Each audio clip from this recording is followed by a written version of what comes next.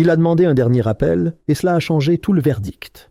Toute la salle d'audience est bloquée. La salle d'audience était silencieuse, à l'exception du claquement rythmé de la pluie contre les vitres, chaque goutte rappelant la pression qui pesait sur Micah Reynolds.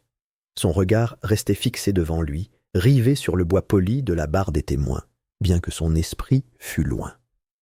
Les néons vacillant au-dessus de lui projetaient une lueur stérile, rendant la pièce froide et indifférente. Il entendait le murmure lointain du tonnerre, mais il était noyé par les battements de son cœur. Ce jour-là allait décider de son avenir. Micah était assis à la table de la défense, le dos droit, les mains jointes sur les genoux. Le tissu rugueux et usé de sa veste de costume le démangeait, mais il l'ignorait, comme il l'avait tant ignoré au cours des 2 dernières semaines de ce procès. L'air était lourd de tension, et malgré ses efforts pour garder son calme, il ne pouvait échapper à la terreur qui le tenaillait. Le procureur, un homme aux traits anguleux et à la voix qui semblait aiguiser chaque accusation comme une lame, l'avait dépeint comme un monstre, un criminel violent. L'image qu'on lui dressait de lui était à peine reconnaissable. Micah avait toujours été fier de sa maîtrise de soi, de sa capacité à éviter les ennuis. Il travaillait dur, jonglait entre 2 emplois et subvenait aux besoins de son jeune frère Jalen après le décès de leur père. Il n'était pas du genre à s'emporter. Pourtant, il était là, accusé, pour un crime qu'il n'avait pas commis. C'était comme si sa vie avait été détournée de la manière la plus inexplicable. Vol à main armée et agression. Les accusations ne correspondèrent pas à l'homme qui se trouvait devant le tribunal. Micah n'était pas un criminel. La vérité était simple. Il était au travail au moment du vol, faisant 2 gardes à la supérette près de la périphérie de la ville lorsque le crime avait été commis. Il avait même appelé à l'heure exacte du vol, son employeur étant prêt à se porter garant de sa localisation. Pourtant, il était là, pris au piège d'un réseau de preuves indirectes et des suppositions biaisées de son entourage. La police n'avait trouvé aucune preuve matérielle le reliant à la scène du crime. Pas d'empreinte digitale, pas d'ADN, pas d'argent volé dans ses poches. Pourtant, elle le présentait comme coupable. Pourtant, l'accusation reposait sur les témoignages incertains de témoins peu fiables. Il se souvenait du premier témoin, une jeune femme qui affirmait avoir vu un homme ressemblant à Micah à proximité du magasin, bien que sa description fût pour le moins floue. Ses mains tremblantes et sa voix hésitante ne convainquirent personne, mais cela suffisait au procureur pour transformer son incertitude en un récit accablant. Le témoin suivant était une voisine qui avait entendu le bruit du cambriolage depuis la fenêtre de son appartement. Elle insistait sur le fait que l'homme qu'elle avait vu était grand, large d'épaules et portait un sweat à capuche sombre. Mais pressée de répondre, elle avoua ne pas avoir vu son visage. Pourtant, cette image vague suffisait à glacer le sang. Même la juge avait haussé un sourcil en identifiant Micah, bien que ses souvenirs soient loin d'être clairs. Puis il y avait le point le plus accablant du dossier de l'accusation, le prétendu passé violent de Micah. Le procureur avait ressorti la bagarre de Micah au lycée, une bagarre en état de légitime défense. Il avait été acculé par un groupe de brutes qui l'avait poussé à l'affrontement. Micah avait réagi par instinct, repoussant l'un d'eux lorsque la situation avait dégénéré. Les charges pour cet incident avaient été abandonnées, mais cela n'empêchait pas le procureur de l'utiliser pour le dépeindre comme une personne dangereuse et imprévisible. Chaque fois qu'il y faisait référence, c'était comme une gifle. Micah s'était battu à l'époque parce qu'il n'avait pas le choix, mais maintenant, il était puni pour une bagarre qu'il n'avait jamais voulu. Tandis que le procès s'éternisait, Micah sentait le poids de la salle d'audience peser sur lui. Le juge, un homme d'un certain âge, les lunettes glissant sur son nez à chaque mouvement, n'avait dissimulé son scepticisme. Il lui avait à peine jeté un coup d'œil pendant le procès, les yeux rivés sur le procureur ou la défense, comme s'il s'attendait à un verdict accablant. Micah l'avait lu sur son visage, le doute. Il savait que le juge ne le croyait pas. Il savait que le système se retournait contre lui, et plus le procès avançait, plus il semblait acquis. Les murmures dans la galerie, les regards échangés entre les jurés, ne faisait que confirmer ses pires craintes. Il ne s'était jamais senti aussi seul de sa vie. Même son avocat commis d'office, un jeune homme au regard hagard et à l'air épuisé, semblait dépassé par la tâche qui l'attendait. Ses objections étaient faibles, ses contre-interrogatoires sans éclat. Aucun témoin expert ne contestait les preuves de l'accusation. Aucun rebondissement inattendu ne lui offrait d'espoir. On aurait dit que tout le monde attendait simplement le verdict final, celui qui le condamnerait. Micah ne s'attendait pas à ce que ce soit facile. Il savait que le monde n'était pas tendre avec les hommes noirs, surtout ceux qui, comme lui, essayaient de se construire une vie sans tomber dans les pièges de la rue ou du système. Il avait travaillé dur pour éviter les ennuis, garder la tête basse et faire le bien pour sa famille. Son jeune frère, Jalen, était tout ce qui lui restait, la seule famille pour laquelle il devait se battre. Il avait promis à Jalen qu'il serait toujours là pour lui, qu'il le protégerait, même si leur père était parti. Cette promesse avait toujours suffi à le maintenir sur ses gardes, à lui donner un but. Mais maintenant, dans cette pièce froide et indifférente, il avait l'impression que cette promesse s'éloignait. La voix du procureur interrompit ses pensées. Micah Reynolds est un homme qui a toujours fait preuve d'un mépris total pour la loi, que ce soit par ses tendances violentes ou son refus d'assumer la responsabilité de ses actes. Il se tient devant vous aujourd'hui, non pas comme une victime des circonstances, mais comme un homme qui a fait ses propres choix, et ces choix l'ont mené ici, à cet instant. Et maintenant, c'est à vous de décider ce que la justice exige. Le regard de Micah se posa sur le jury. Leurs visages étaient indéchiffrables, leurs expressions impassibles, mais il sentait leur regard sur lui, le poids de leur jugement déjà sur lui. Son cœur se mit à battre plus fort, couvrant la pluie, couvrant tout le reste. C'était comme si le temps avait ralenti, chaque seconde s'étirant à l'infini. Il sentait la tension monter, le sentiment d'inéluctabilité s'insinuer. « Mesdames et messieurs les jurés, » poursuivit le procureur, « vous savez ce que vous avez à faire. Les preuves sont claires, et la loi est claire. Justice doit être rendue. » Micah déglutit, la gorge sèche. Il avait envie de crier, de se lever et de leur dire qu'il n'était pas coupable, qu'il était innocent, que toute cette histoire était une erreur. Mais les mots ne vinrent pas. Ils étaient coincés au plus profond de lui-même, ensevelis sous le poids de tout ce qu'il avait enduré. Le juge, dont le visage sévère s'était légèrement adouci, se leva de son siège. Sa voix résonna dans la salle d'audience, annonçant la fin des débats. « Nous nous réunirons demain matin pour les plaidoiries finales. Le jury commencera alors ses délibérations. L'audience est levée. » Micah sentit une vague de nausée le submerger tandis qu'il se levait, les genoux tremblants. La main de l'huissier le guida doucement hors de la salle d'audience, mais il la sentit à peine. Son esprit s'emballait, tournant en rond. Il voulait rentrer chez lui, mais ce n'était plus possible. L'orage s'était intensifié, la pluie cinglait maintenant les fenêtres, comme si elle aussi était prise dans la tourmente de ses émotions. Il était emporté, pris dans sa propre tempête, et il ne savait où elle allait se terminer. Demain déciderait de tout.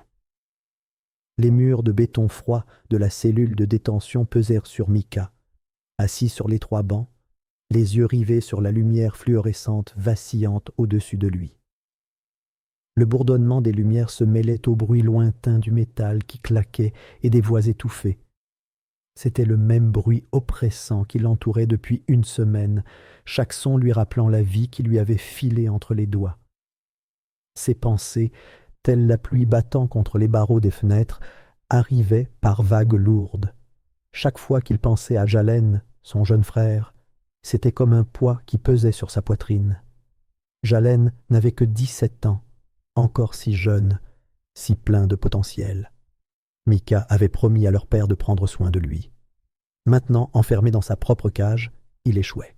Micah ferma les yeux, appuya la tête contre la pierre froide et, l'espace d'un instant, s'autorisa à prier. Peu lui importaient les doutes qui s'étaient insinués dans son cœur, ou ceux qui semblaient planer à chaque recoin de cet endroit. Il avait besoin de croire, de s'accrocher à quelque chose.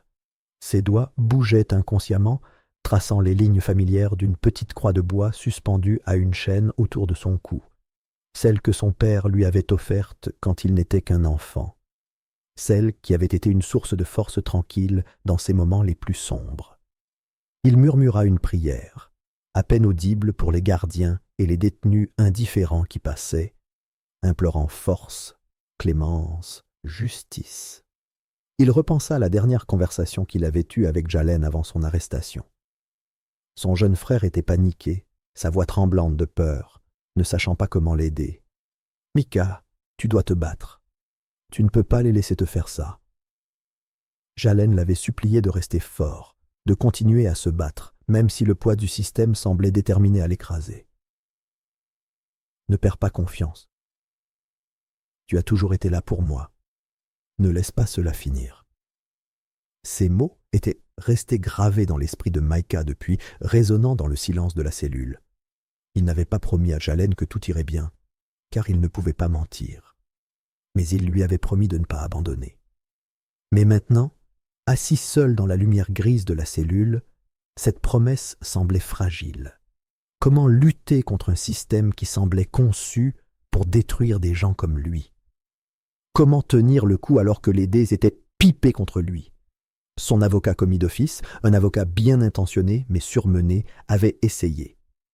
Micah avait lu la frustration sur son visage lorsqu'il avait été contraint d'admettre que des preuves cruciales, des images de surveillance susceptibles de prouver son innocence, avaient disparu d'une manière ou d'une autre. L'inspecteur chargé de l'affaire avait affirmé que les images avaient été perdues suite à un problème technique. Cela avait été la clé de son alibi. Mais, à présent, ce n'était plus qu'un détail oublié dans une affaire qui touchait à sa fin. Micah ne parvenait pas à se défaire du sentiment que ce n'était pas un accident. L'injustice de cette situation lui glaçait le sang. Il ferma de nouveau les yeux, essayant de se libérer du silence étouffant de la cellule. Le monde extérieur lui semblait s'éloigner de plus en plus, comme s'il était englouti par les ténèbres du système. Mais soudain, quelque chose changea. Un léger bruit de pas parvint à ses oreilles, et Micah leva les yeux pour voir un gardien debout devant les barreaux de sa cellule. L'homme était d'âge moyen, les cheveux grisonnants et le regard fatigué. Son visage suggérait qu'il avait connu plus que sa part de tragédie, et pourtant il y avait quelque chose de différent dans son regard pour Micah, quelque chose de compatissant. Le gardien s'approcha, son regard parcourut les autres cellules avant de croiser celui de Micah. « Je sais que ce n'est pas grand-chose, » dit-il doucement, d'une voix basse et posée. « Mais tu te comportes avec beaucoup plus de dignité que la plupart des gens dans ta situation. Tu as de la force. Garde-la. Tout le monde ne te croit pas coupable. » Les mots restèrent suspendus un instant entre eux, chaque syllabe un fragile fil d'espoir. Micah leva les yeux, croisa le regard du garde, cherchant la sincérité. C'était une petite chose, une remarque en passant, mais cela lui parut comme une bouée de sauvetage. Cela lui rappelait que tout le monde ici ne le voyait pas comme un criminel comme les autres. Tout le monde n'avait pas encore décidé de son sort. Le garde fit demi-tour et partit, laissant Micah seul à nouveau, mais cette fois le silence semblait moins étouffant. Il y avait encore une chance, aussi infime soit-elle, que justice soit faite. Le lendemain matin, à la reprise du procès, Micah était assis dans la salle d'audience, le cœur lourd du poids de ce qui l'attendait. Son avocat commis d'office avait brièvement pris la parole avant lui, offrant une faible réfutation aux conclusions finales de l'accusation. Micah avait à peine entendu ces mots. Son esprit était ailleurs, concentré sur la tâche qui l'attendait.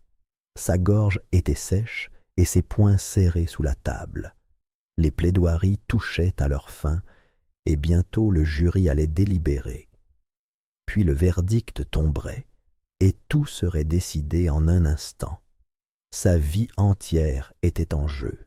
Le regard de Micah parcourut la salle d'audience, passant du regard froid et calculateur du procureur au visage du jury, aux expressions indéchiffrables. Il vit le juge, assis derrière le haut bureau, observer les débats avec un air détaché.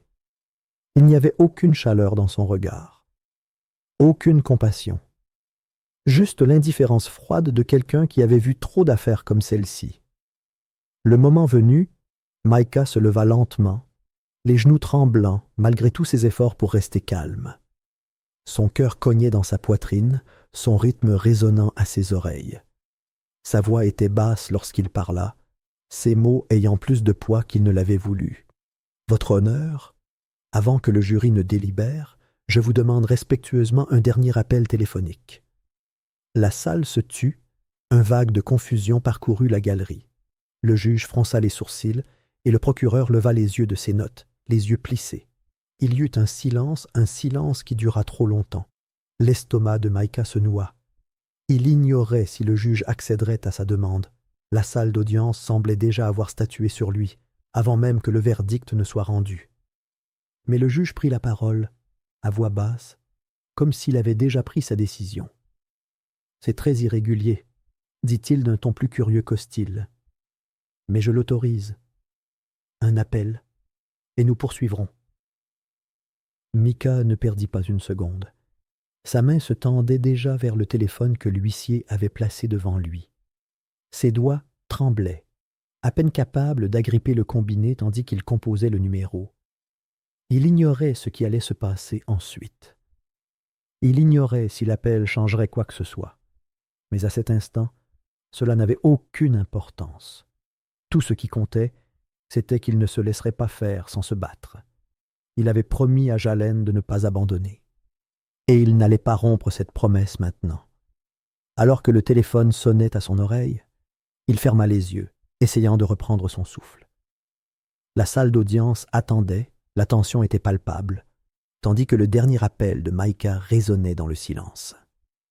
Le téléphone dans la main tremblante de Micah semblait s'alourdir à chaque seconde qui passait. Son souffle était court, sa poitrine serrée, tandis qu'il composait le numéro avec une détermination qui le surprenait lui-même. La pièce autour de lui semblait se refermer, l'air lourd d'impatience. Le léger bourdonnement dans son oreille lui semblait une éternité. Chaque seconde lui sembla s'étirer, et il sentait le poids de son avenir entier en jeu. Son cœur battait fort, mais il gardait le cap. Il devait le faire. Il devait appeler Langston. Langston, son frère aîné dont il était séparé, l'ombre de l'homme qu'il avait autrefois admiré. Après avoir purgé une peine pour un crime pour lequel il avait été condamné des années auparavant, Langston avait disparu de la vie de Micah, se retirant dans un monde d'isolement, loin de ceux qu'il avait aimés. Sa chute avait été aussi rapide que silencieuse, sa carrière autrefois prometteuse de spécialiste en technologie s'effondrant face à ses démons personnels. Il n'était plus l'homme qu'il avait défendu à la mort de leur père, ni le frère qui avait été là dans les moments sombres de leur jeunesse. Mais même après toutes ces années, même après tout ce silence entre eux, Micah ne l'avait jamais vraiment abandonné. Ils ne s'étaient pas parlé depuis des mois, mais Micah savait que Langston était toujours là, quelque part, et il était suffisamment désespéré pour lui tendre la main. Il avait toujours cru à l'infime chance que son frère s'en sorte. Et pour l'instant, Langston était son seul espoir. Le téléphone sonna de nouveau, une tonalité douce et régulière à son oreille. Pendant un instant, il eut l'impression d'être suspendu dans le temps, comme si le monde extérieur à la cellule s'évanouissait et que seul cet appel comptait. Son pouls cognait dans ses oreilles, plus fort que les bourdonnements. Ses pensées lui revinrent à l'époque où ils étaient plus jeunes, où Langston lui avait montré comment pirater des systèmes, comment naviguer sur le web d'une manière que peu de gens comprenaient. C'était l'époque où tout ne s'écroulait pas, où la disgrâce de Langston l'éloignait toujours plus de Micah. La sonnerie s'arrêta. Il y eut un bref silence, puis la voix de Langston, rauque et inconnue, résonna. « Micah ?» C'était la première fois depuis une éternité qu'ils échangeaient quelques mots. La voix de son frère avait la même intonation que d'habitude, sèche, réservée, mais il y avait quelque chose de différent. Quelque chose de plus doux, presque hésitant. « Langston !» La voix de Micah était ferme, malgré le chaos environnant. « J'ai besoin que tu m'envoies ça. Les images, tout de suite. » Les mots restèrent suspendus dans l'air, lourds et chargés de sens. La salle d'audience semblait retenir son souffle, comme si elle aussi attendait une réponse. Même le procureur cessa d'écrire, levant les yeux vers la table de la défense, les yeux plissés. Il y eut un silence à l'autre bout du fil, un silence qui dura plus longtemps qu'il n'aurait dû. Puis Langston parla, d'une voix basse mais claire. « Tu es sûr de toi, Micah? Tu sais ce qui se passera si je l'envoie. Tu sais ce qu'ils diront. » Micah n'hésita pas. « Je m'en fiche. J'en ai besoin maintenant. C'est la seule chose qui me lavera. » Le soupir de Langston résonna dans le téléphone, léger mais lourd d'un poids que Micah sentait jusqu'aux os. Pendant un instant, il n'y eut que le bourdonnement de la ligne téléphonique en arrière-plan. Puis, la voix de Langston, de nouveau ferme maintenant. « D'accord, je l'envoie. » La main de Micah se resserra sur le combiné, les doigts crispés par l'impatience. Il tendit le téléphone à l'huissier, sans quitter le juge des yeux. La salle semblait retenir son souffle, chacun attendant quelque chose qu'il ne comprenait pas encore. Le juge, dont les yeux s'étaient plissés de suspicion, ne parla pas immédiatement. Il fit signe que la technologie de la salle d'audience se met en marche. Le projecteur s'alluma dans un léger bourdonnement, sa lumière vacillant sur l'écran vide au fond de la salle d'audience. Micah sentit son estomac se nouer tandis que la vidéo commençait à se charger. Les visages des jurés, du procureur, du juge. Tous étaient désormais rivés sur l'écran. La tension était palpable, pesant l'air. Impossible de faire marche arrière. La vidéo apparut, d'abord granuleuse, puis devenant rapidement nette lorsque la caméra fit un panoramique de l'autre côté de la rue. La date et l'heure étaient visibles dans un coin du cadre, confirmant le moment exact du braquage. Le cœur de Micah battait fort lorsque la vidéo commença. Son regard passa de l'écran au visage de ceux qui l'entouraient, voyant le choc grandissant se propager dans la salle d'audience comme une traînée de poudre. La vidéo montrait clairement un homme vêtu d'un sweat à capuche sombre, le visage caché, s'approchant de la victime d'un pas menaçant. La victime, un homme âgé, se tenait sur le trottoir, inconscient du danger. Les mouvements de l'agresseur étaient rapides et précis, une habitude acquise dans le maniement de l'arme. Le vol fut exécuté sans hésitation. Mais soudain, Micah savait depuis le début, mais personne n'y croyait. La caméra capta l'image horodatée de Micah, clairement visible, marchant dans un tout autre pâté de maison. La vidéo le montrait entrant dans un petit magasin à quelques rues de là, ses mouvements lents et réfléchis, complètement inconscients du chaos qui se déroulait à proximité. Les images étaient on ne peut plus claires. Micah n'était pas à proximité de la scène du crime au moment des faits. La salle d'audience fut saisie d'un cri de surprise. L'avocat commis d'office de Micah, resté silencieux tout au long du procès, laissa échapper un sanglot étouffé, les larmes coulant sur son visage en regardant l'écran. Le visage du procureur se vida de ses couleurs, sa main figée en l'air, serrant son bloc-notes. Son regard passa de la vidéo à Micah, incapable de saisir la réalité de ce qu'il voyait. Le juge, d'ordinaire l'image même de l'autorité, était figé derrière son bureau, les yeux écarquillés d'incrédulité. Sa bouche s'ouvrit légèrement, comme s'il avait oublié comment parler. Le silence dans la salle d'audience devint pesant, la tension s'épaississant à chaque seconde. Le pouls de Micah s'accéléra, tandis qu'il attendait, essoufflé, une réponse. Son monde avait basculé en un instant. Tout était différent maintenant. Il s'attendait à une certaine incrédulité, mais il n'avait pas anticipé un tel choc. Le visage du procureur se tordit, mêlé de frustration et d'incrédulité. Pendant un instant, Micah crut pouvoir parler, mais les mots ne vinrent pas. Le juge fixait toujours les images, le regard fixe, comme si la salle d'audience avait disparu, ne laissant que les images à l'écran. L'attention ne se dissipa que lorsque le juge retrouva enfin sa voix, mais elle était tremblante, incertaine. « Ça change tout », murmura-t-il, plus pour lui-même que pour quiconque. Il marqua une pause, observant le jury, dont les visages étaient aussi stupéfaits que le reste de la salle. Puis il se tourna vers le procureur, l'air indéchiffrable. « Nous suspendons l'audience immédiatement », ordonna le juge, sa voix retrouvant enfin un peu de contrôle. « Le jury est dissous. L'audience est levée. » Les mots résonnèrent dans le silence stupéfait. Le marteau frappa le bloc de bois, mais il semblait lointain, comme s'il appartenait à un autre monde. La salle d'audience, autrefois emplie du bruit des arguments et des échanges houleux, était maintenant figée. L'air était lourd, lourd du poids de la révélation, de la vérité. Micah se tenait là, toujours son téléphone à la main, fixant les visages autour de lui. Des visages qui l'avaient perçu comme coupable, mais qui le voyaient désormais sous un jour différent. La main du juge était toujours posée sur le marteau, ses yeux ne quittant pas Micah. La salle d'audience était figée et Micah n'avait aucune idée de la suite des événements. Mais pour la première fois depuis des jours, il s'autorisa à respirer, sachant que quelque chose avait changé.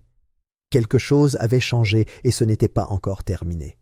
La salle d'audience, encore remplie du lourd silence de la révélation précédente, semblait vibrer d'une énergie différente. L'air était lourd de non-dits, de questions sans réponse dans l'espace entre chaque personne présente. Le juge, le visage pâle et les mains légèrement tremblantes, détourna son regard de la vidéo à l'écran pour se tourner vers le procureur, puis de nouveau vers le jury. Le marteau n'était pas encore descendu. La procédure suspendue dans un état d'incrédulité suspendue. Les mains du procureur tremblaient, tandis qu'il fouillait dans ses papiers, tentant de retrouver son calme, mais sa voix vacillait lorsqu'il tenta de parler. La silhouette, autrefois confiante et assurée, semblait maintenant petite, incapable de concilier les événements en cours avec le récit qu'il avait si soigneusement construit. Une tension régnait dans l'air. Un moment de silence avant la tempête. Le juge, prenant une profonde inspiration, leva la main et appela au calme. Sa voix rompit le silence, mais elle était empreinte d'une autorité revenue avec une acuité indéniable. « Ce tribunal va immédiatement ouvrir une enquête sur la conduite de l'inspecteur Collins. La rétention de preuves est inexcusable, » déclara le juge, sa voix résonnant dans la salle. « Nous examinerons cette affaire en détail, et les conséquences suivront. » Le procureur, désormais sur la défensive, ouvrit la bouche, mais les mots ne vinrent pas. Il regarda ses notes, le juge, puis la table de la défense où Micah était assis. Le visage inexpressif, une légère trace d'épuisement dans le regard. Micah n'était plus l'image de culpabilité que le procureur avait dépeinte.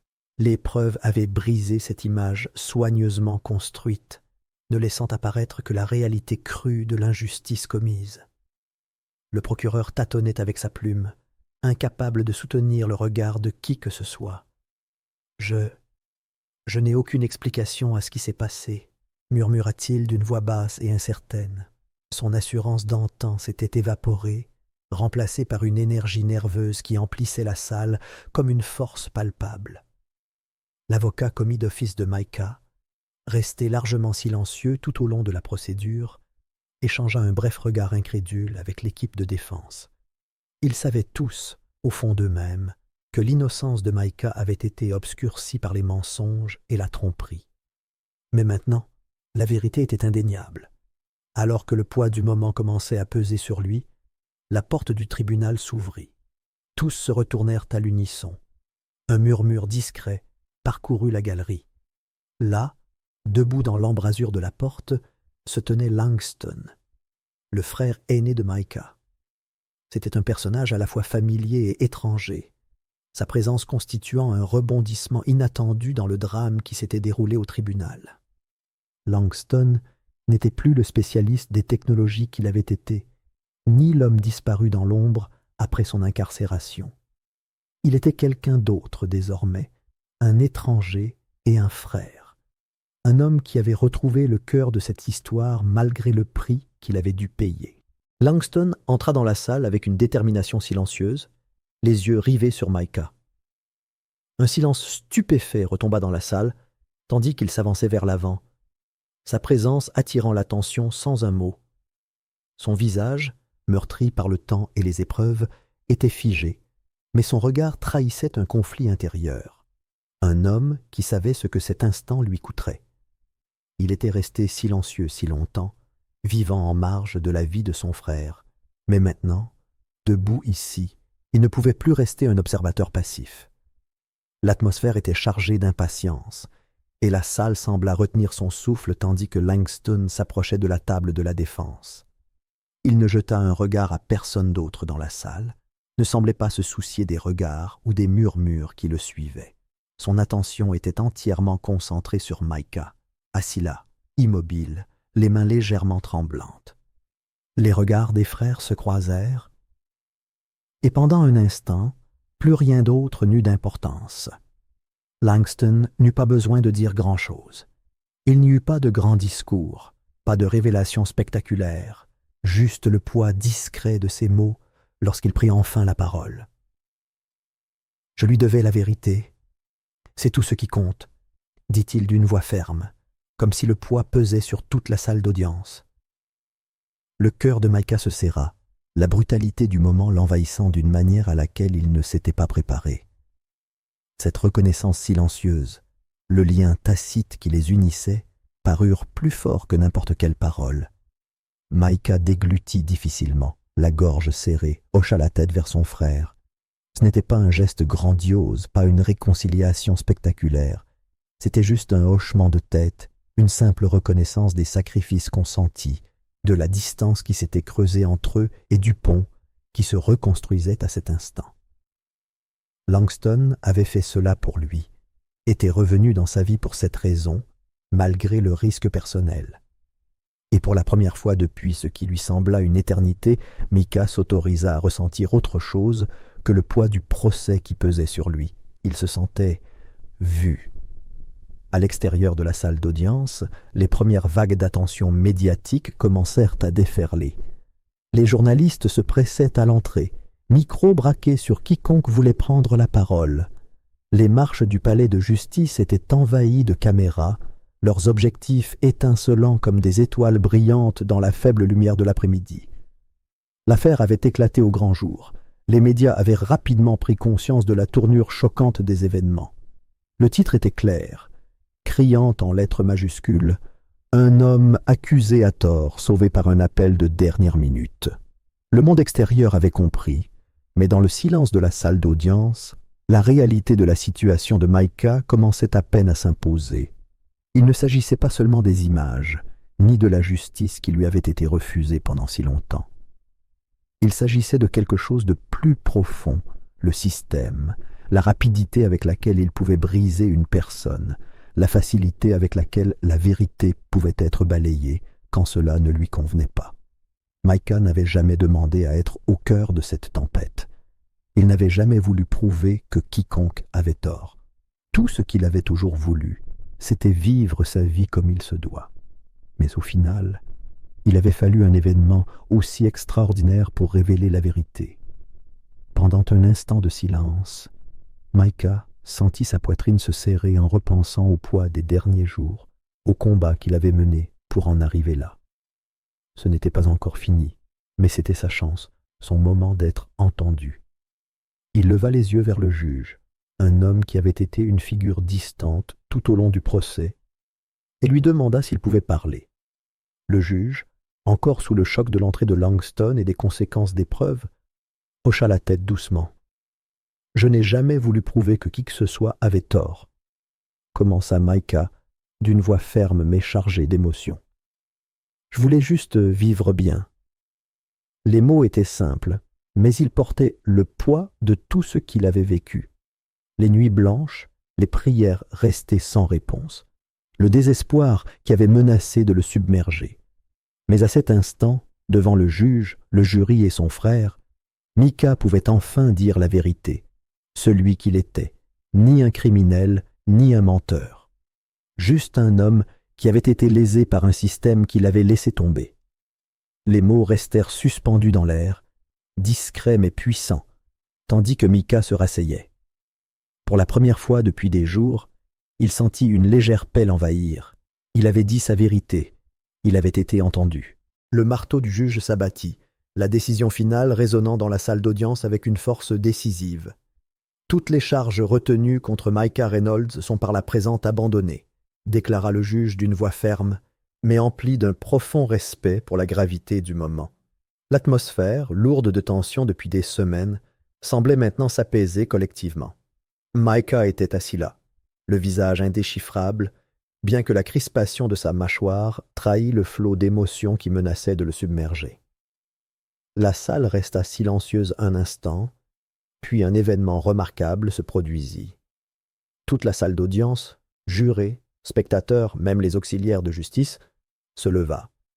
Une ovation debout rare et unanime qui se répandit dans toute la salle.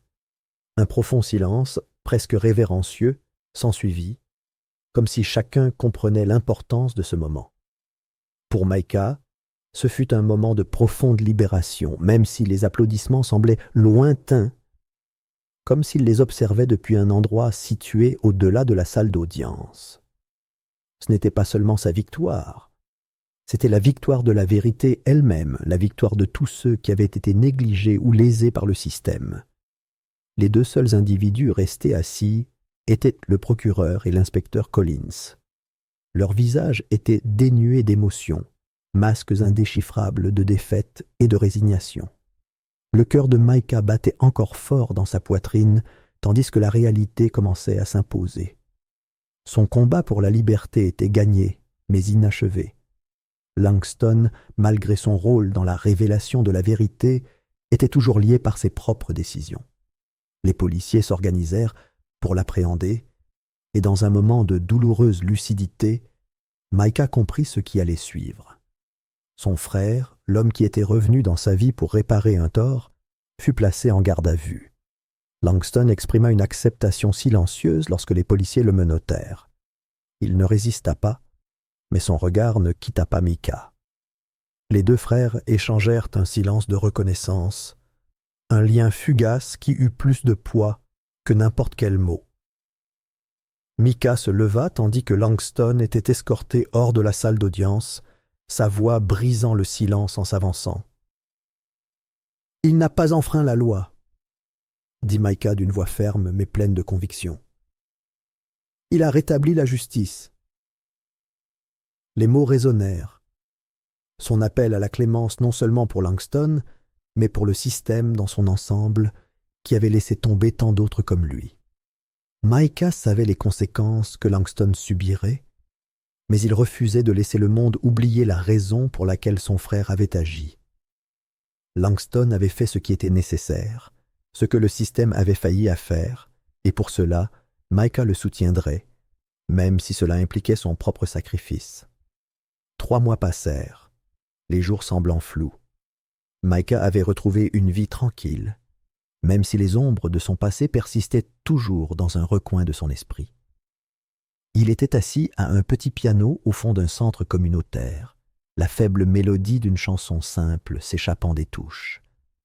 La musique était douce, un écho de sa propre réflexion silencieuse. La vie avait changé, mais elle avait aussi trouvé un nouveau rythme. Langston, désormais en probation, était assis au fond de la salle. Sa présence était muette, mais elle était là, son regard fixe, observant son jeune frère avec une fierté discrète. Il avait trouvé la rédemption non pas grâce à la loi, mais grâce à ses actes, grâce à la façon dont il avait restauré un semblant de justice dans un système défaillant. Micah jeta un coup d'œil, leurs regards se croisèrent, et bien qu'ils ne parlèrent pas, le poids de leur lien était évident. Langston avait pris les mesures nécessaires pour arranger les choses, même si le prix était élevé. Micah marqua une pause, ses doigts s'attardant un instant sur les touches avant de se tourner vers le garçon. Le poids de son passé semblait lointain à cet instant, la vérité plus claire que jamais. Il sourit doucement, les rides de la lutte toujours présentes sur son visage, mais adoucies par la sagesse de l'expérience. « Oui, » répondit Micah doucement, ces mots ayant plus de sens que le garçon ne pouvait en comprendre. « Mais ce n'est pas l'appel qui m'a sauvé. C'est quelqu'un qui m'a enfin écouté.